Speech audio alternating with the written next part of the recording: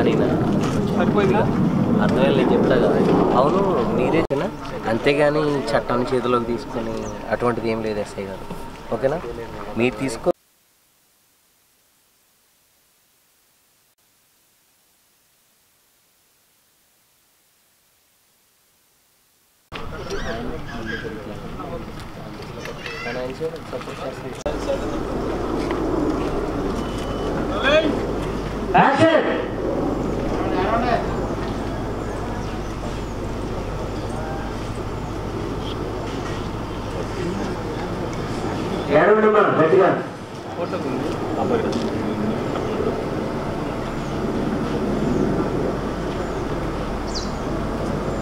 పట్టుకోలేను అనుకుంటున్నావా అనగానే నాడియో shock, Sita shock. అదే లోపల నుంచి ఆవిడ ఏడవడం రాత్రి తీసుకున్నావు కదా శీతకాలం.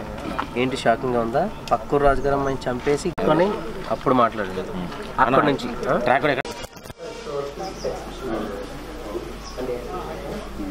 ఏంటి ఊళ్ళో సెటిల్మెంట్ మీరు చేస్తున్నారంట అంటే చట్టాన్ని చేతిలో తీసుకుంటున్నారా అనగానే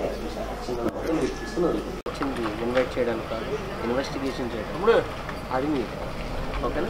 ఆ డౌట్తో ఇంకా అది లేదు కదా, డైలాగ్ మారింది. ఓకే, నేను వచ్చింది ఇన్వైట్ చేయడానికి కాదు, ఇన్వైట్